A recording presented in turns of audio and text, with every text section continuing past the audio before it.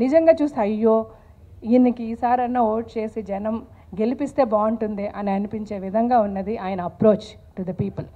We see a vast difference in Jagan గారు అండి. మళ్ళీ మీరు అనొచ్చు ఇదే మీరు ఆ రోజు జగన్ గారి గురించి అలా అన్నారు కదా అంటే మళ్ళీ అందుకే చెప్తున్నా, ఆ రోజు ఉన్న పరిస్థితులు వేరు, ఆ రోజు ఉన్న జగన్ గారు వేరు, ఈ రోజు ఉన్న జగన్ గారు వేరు. ఇకపోతే జగన్ గారి మీద వచ్చిన ఆరోపణల గురించి మాట్లాడుకుంటే, ఒకటి ఆ ఆరోపణలను ప్రూవ్ చేసేస్తాం, రెండోది ఆరోపణలు లేని వాళ్ళు ఎవరు. ఆరోపణలు అనేవి బేస్లెస్. ఆరోపణ అంటే అని అర్థం బేస్లెస్. ఈ రోజుకి దానికి బేస్ ఎవరు క్రియేట్ చేయలేకపోయారు. ఆ రోజు ఆయన మీద పెట్టిన కేసులు అవనివ్వండి, అవి ఎవరు పెట్టారు, ఏ గవర్నమెంట్తో చేతులు కలిపి ఆ కేసులు పెట్టించారన్నది కూడా తర్వాత ఇదే మీడియాలో వచ్చింది. అందరిమీ చూసాం, అందరం అర్థం చేసుకున్నాం, మేము అర్థం చేసుకున్నాం, ప్రజల్లాగా మేము అర్థం చేసుకున్నాం. సో ఈ ఆరోపణలు అనేది పక్కన పెడితే ఇంక జగన్ గారు చేసేసిన అన్యాయాలు ఏంటి? ఆయన కూనీకోర రాజకీయాలు అంటే ఆయన ఎంతమందిని రోడ్డు మీద పెట్టి మర్డర్లు చేసేసారు, నరికేశారు. ఆయన ఒక పాదయాత్ర చేశారు, ఒక ఓదార్పు యాత్ర చేశారు. ఆయన ప్రజల్లోకి వెళ్ళని రోజు లేదు. ఆ రోజు నుంచి ఈ రోజు వరకు జగన్ గారు వల్ల ఎన్ని ప్రాబ్లమ్స్ క్రియేట్ అయ్యాయి, ఆయన ఎన్ని అల్లర్లు సృష్టించారు, లేకపోతే ఆయన వెళ్ళిన చోట ఎంతమందిని కొట్టారు, లేకపోతే లేడీ ఎంఆర్ఓని కొట్టారా, లేకపోతే ఒక 23 మంది ఎమ్మెల్యేలను కొనుక్కున్నారా, లేకపోతే ఒక ఎమ్మెల్యేతో బేరం మాట్లాడుతూ ఫోన్లో దొరికారా, ఏమి ఆయన రెడ్ హ్యాండెడ్గా ఆయన చేసిన తప్పులు ఏమి దొరికాయి. సో ఆ రోజు నుంచి ఈ రోజు వరకు ఒక కూనీకోర అవనివ్వండి, లేకపోతే ఒక ఆరోపణలు అవనివ్వండి, డబ్బులు సంపాదించేసాడు అవని ఏది అవనివ్వండి, అన్నీ కూడా ఆరోపణలుగానే మిగిలిపోయి ఇది ప్రజలు అర్థం చేసుకోవాలి. 210% నేను అర్థం చేసుకున్నాను, రాజశేఖర్ గారు అర్థం చేసుకున్నాము. ఈరోజు మీ ముందు అందుకే మేము వచ్చి ధైర్యంగా మాట్లాడగలుగుతున్నాం.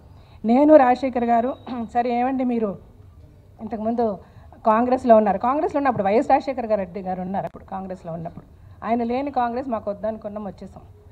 ఈరోజు మధ్యలో నేను నరేంద్ర మోడీ గారు జెన్యూన్గా ఈ పార్టీలు మారే వాళ్ళ గురించి చాలామంది దగ్గర ఒక అసహ్యమైన ఒపీనియన్ మనసులో పెట్టుకుంటున్నారు పార్టీ మారే వాళ్ళని. మీరు ఒకటి ఆలోచించండి, పుట్టుకత్తుల నుంచి చనిపోయే లోపల ఓటు వేసే ప్రతి ఒక్కరూ ఒకే పార్టీకి ఓటు వేస్తారా? లేదు. ఈ పార్టీ బాగా చేస్తుందని ఈ పార్టీకి వేస్తారు, లేదా ఆ పార్టీ బెటర్గా చేస్తుందో ఆ పార్టీ బెటర్గా చేస్తుందో అని మార్చి ఎదురు చూస్తారు. ఏ పార్టీ బెటర్గా చేస్తుందో ఆ పార్టీ కంటిన్యూ చేస్తారు. అంతే తప్ప పార్టీ మారే వాళ్ళంతా అయోగ్యులు కాదు. అండ్ పార్టీ మారి వెళ్ళే వాళ్ళు అయోగ్యులు కూడా ఉన్నారు. ఎలా అంటే అక్కడ సంపాదించుకుని అక్కడ పోస్టులు అన్నీ తీసుకుని అన్ని రకాలు చేసుకుని వెళ్ళేవాళ్ళు. కానీ మేము అలాంటి విషయాలు ఎప్పుడు వెళ్ళింది లేదు, వెళ్ళము కూడా. అలాంటి విషయం జరగము అవ్వదు. అలా అయినా మీకు రూమర్స్ వస్తే మీరు ఎప్పుడైనా మమ్మల్ని అడగచ్చు. అదే ఇప్పుడు ఆయన చెప్పిన ఉద్దేశం ఏంటంటే ఒక పార్టీలో ఎమ్మెల్యేనే ఎంపీగా ఉంటారు. ఇప్పుడు ఎలక్షన్లో ఆ సీట్ ఇవ్వకపోతే గబుక్కుని ఇంకో పార్టీ ఏ పార్టీలో సీట్ ఇస్తారో ఆ పార్టీకి వెళ్ళిపోతున్నారు. అలాంటి వాళ్ళ గురించి మాట్లాడచ్చు, కానీ మా గురించి పార్టీ మారారు అన్నది మాట్లాడాల్సిన అవసరం లేదన్నది ఆయన చెప్తున్నారు. అది మీ విజ్ఞతకే వదిలేస్తామండి. అలా మాట్లాడినా కూడా it's not that our concern. We are true to our heart. మేము మనసాక్షికి చాలా కరెక్ట్గా ఉన్నాము, కరెక్ట్గా చేస్తున్నాము. అలాగే మేము ఎన్నాళ్ళు బ్రతక మీకు ముందు కూడా అలాగే బ్రతుకుతాం. సో దట్ ఈస్ మా life. This is what we derive about our life. This is what we decide how to live our life.